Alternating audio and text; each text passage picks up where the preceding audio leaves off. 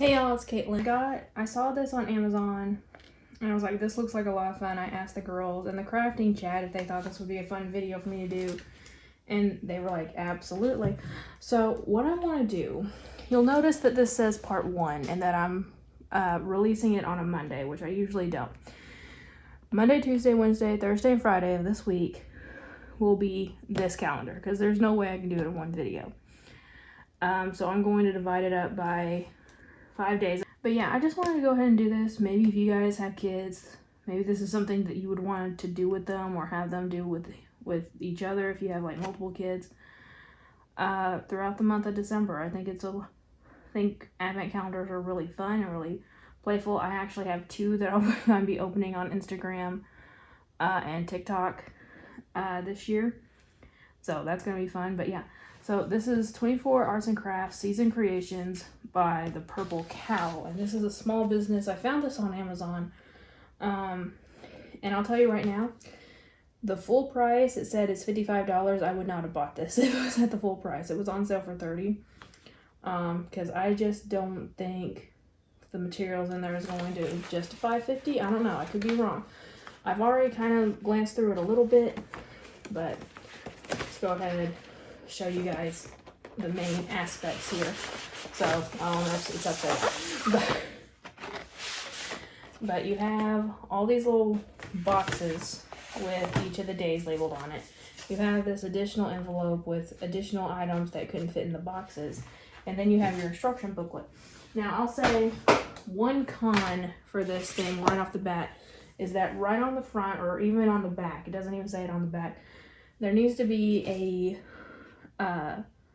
sign, a note that says additional items will be needed, like home items, because on every one it says what's included in the box and what's not. So anyway, that's my first complaint right there. But anyway, let's just go ahead and get into day 1. So, and I do like how they're trying to make it kind of in order and not going all around the box trying to get everything you need out of it. So I'm gonna put the rest of them down here for now. And so here is day 1. And day 1 is making a ornament with a cookie cutter and some beads. So let's go ahead, open this up. So we have a little star, some fishing wire, and some beads. So basically, and it tells you step by step, what we're going to be doing is melting these beads in the oven. It says use the toaster oven. I'll just use the oven. And we're using the star to make the mold essentially for it. So let's just go ahead and get started. I already have some foil laid out here.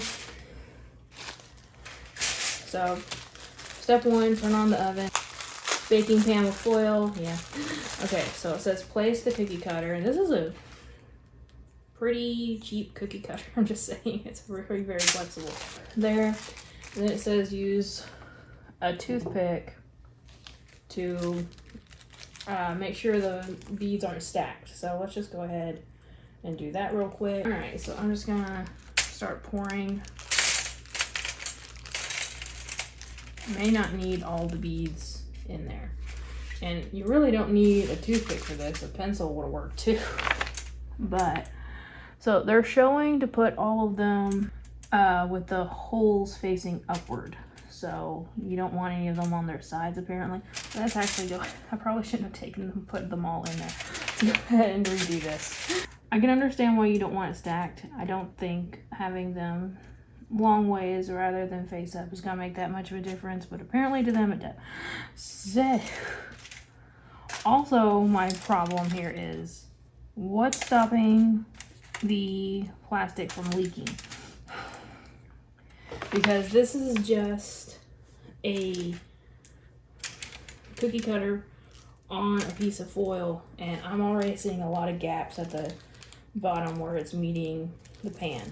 So maybe I'll transfer this to a baking pan and see if that's any different. I highly doubt it. Okay, y'all, well here is what it looks like. It actually came out real easy, and it didn't melt enough to liquefy enough that I was worried about it spilling, so that wasn't an issue. But because like these beads were obviously not made for this cookie cutter. Like, this is just some random craft stuff they got and threw in a box. And it's a cute idea, it really is, but if I was a parent doing this with my kid, or even if I was doing this for my own Christmas decorations, what I would do is that I would take a pair of wire cutters, a good pair of them, and cut the beads up at least into half sizes at the very, very least. That way you can fit more in and it covers more space, but that's just me. But I do think this is a cute idea. It's obviously very easy. You'll need parental supervision, obviously, because you're dealing with hot stuff, and I'm not bothering to make this a good knot here, but there it is. There's a little ornament that, yeah, I think a kid would be satisfied with it. So, yeah, I approve of that one. I approve of that one. Also, it does say to save. So, day 2, right here. So, let's open this up, and it does say we'll need something in the envelope. So, this one we're making a Christmas card. So, in here is different colored construction paper, it looks like. And this is, we have black, red, purple, yellow, blue, and green, it looks like. So we have pretty much every color of the rainbow. And here it shows that we have something from day 2. Okay, so day 2, in the extras envelope, says it's just a plain card. So I imagine it's cardstock. Yep. That's all that is. Okay, and it also says you need a glue stick, scissors, and a glass. A glass is just to trace the circle, and I have bottles of shit all over here, so I'm just gonna use one of them. Okay, so step-by-step instruction. Use a glass to draw the circles on the 5 different sheets of paper, but not the black one. So just on this one. So what I'm gonna do, it's showing you doing it one at a time. Cut out all 5, but it's a way easier thing just to take it and do it all at once. So step 4, so fold 4 circles in half. So there's 5 pieces of paper here. So we have red, purple, yellow, blue, and green. So fold 4 in a half. Okay. All right, glue the unfolded circle. Oh, they actually used the purple one. That's good. At the center of the card base. Okay. And I just got an Elmer's school glue stick, and that I honestly think I've had since I was in school. So, and then cut a small black rectangle and glue it on the top. So this is supposed to make it look like an ornament. And then a thin strip of it to be the hangy bob. Take one of the fold circles, apply glue on the first half, and stick it precisely on top of half of the first glued circle. Continue to glue the half circles on top of the other in the same way as the first one, using the other folded circle. Yeah, now it just says to write inside of it. So that is very, very cute. If I was a kid making this, I would feel very proud of this. The only bad thing is you can't see, it's only because I cut so misshapenly that you can see the color at the bottom.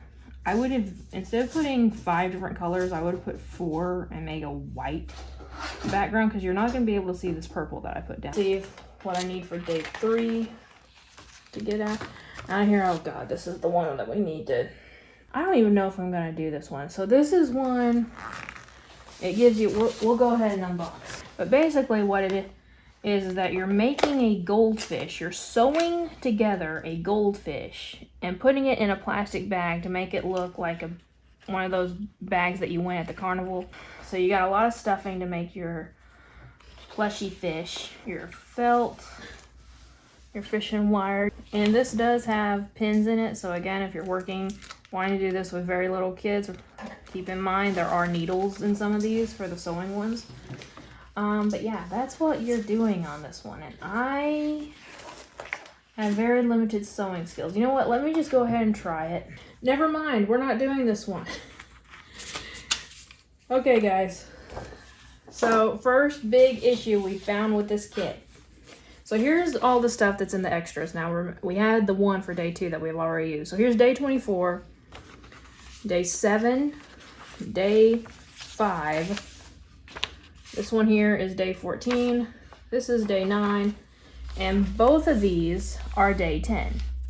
We're not supposed to have 2 day 10s. We're supposed to have a 1 day 10 and 1 day 4. So they missed the day 4 for the patterns for the fish. So that gives me a cop-out on not having to do this one at the very least. But that is a big downside. Like, it's just a piece of paper, but it's like those scaled patterns. If they had just printed them in the book, this would not have been an issue. You know, a parent could have cut them out to the precise and just gave the kid a way to do it. But that gives me a cop-out on not having to do the stupid fish tank one. So at the very least, there's that. All right, day 4. Wrapped yarn ornaments. Okay, so we're 4 days into Christmas at this point, 4 days into December, and we've already made we're making 2 different star ornaments, because why do you need a variety?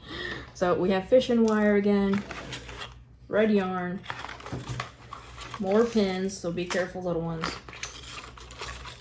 glitter, don't put it down the drain. And it's not okay, they put this pins in resealable things, but they don't put the glitter in a resealable bag. Come on. And a little piece of styrofoam. Okay, so first step is to take the cookie cutter that we got in day 1. Do that. And I don't have a pen in here, so I'm just going to use a pencil. And to trace, you know what I'm realizing? Instead of using a pen, all you have to do is just kind of press into the styrofoam a little bit. That's a lot easier. Okay, so it says poke the sewing pins through the styrofoam to mark out the outline to be about 0.3 inches apart. And on the plus side, none of them look rusty. And then the next step, pour some white glue into a small bowl to soak the yarn. So got my Mod Podge. Okay, so as I was unraveling it, it made like 2 little knots here. So I'm gonna say that's the end of it that we need to keep out of the glue. I feel like some of these should also come with like, warning, it's gonna be a mess. It's saying to put the fork through here to try to get the excess glue off. But all it's really doing it's doing some of it, but it's gonna take like forever. I'm just gonna keep it wrapped at the end here and start doing what else we're supposed to be doing, because this is a long freaking thing. So if I just take it all out, it's just gonna make the glue go everywhere. Okay. Wrap the glue-soaked yarn around the outline of the star shape. Wrap the yarn around the pins. First follow the star shape, and then randomly cross from one side to the other to fill the inner part of the star. It wouldn't hurt to link some YouTube tutorials for this kind of stuff, because here's the thing, I've seen this kind of stuff done before. I haven't now done it. This is my first time attempting to do it in my own crafting world, but I've seen it done before in different art forms, or by different artists, I should say. But if you're doing this for the first time and you're like, what? It wouldn't hurt to have some sort of visual aid to guide you other than these pictures. Okay guys, so it's the next day. I went ahead and removed this. Now, one thing to keep in mind is that each and every one of these pins, as I was taking it out, rusted. So the part that was touching the glue, every single one of these pins rusted. I don't know if you guys can really tell. Yeah, you can. So every single one of them rusted.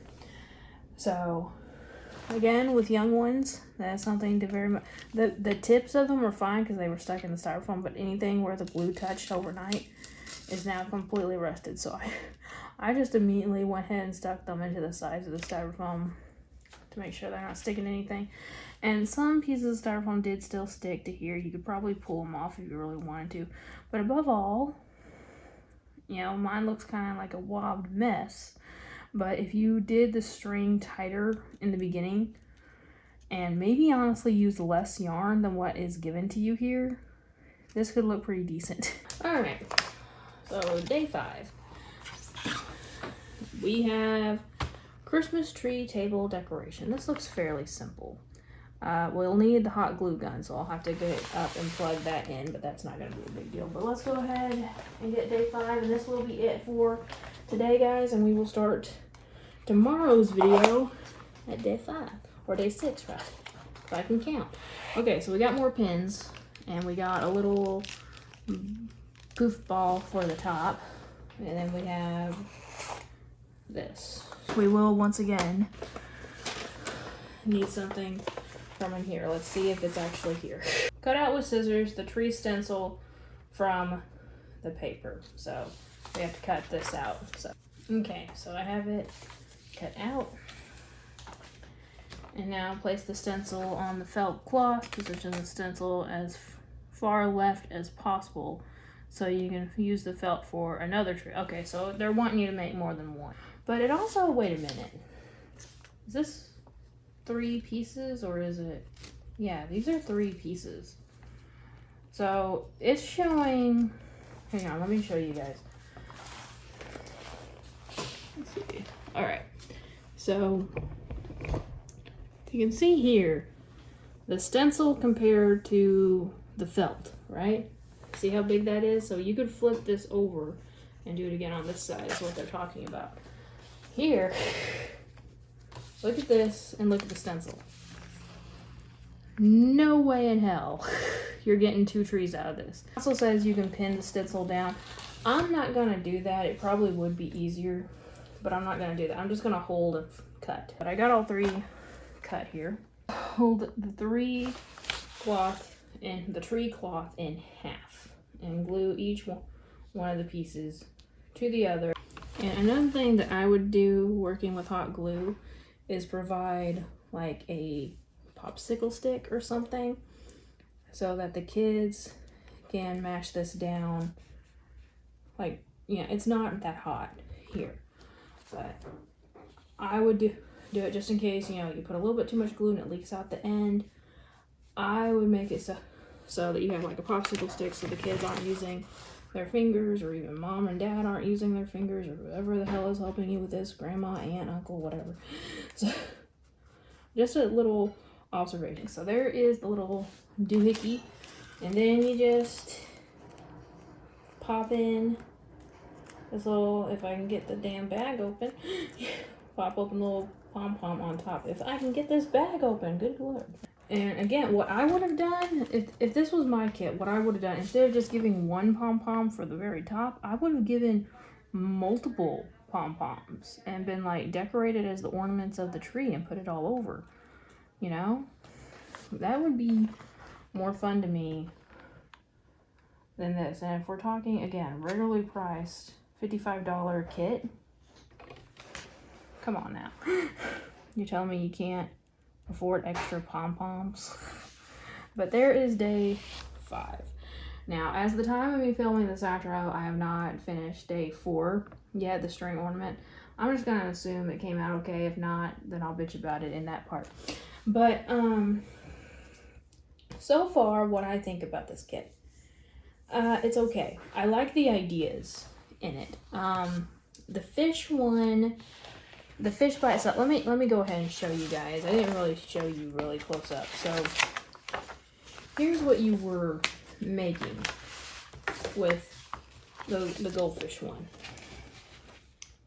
So it's just a little plush fish in a bag full of air, which is very, very cute. I think a kid would enjoy doing that. Is it very Christmassy? No. Does all of this stuff have to be Christmassy? Also no.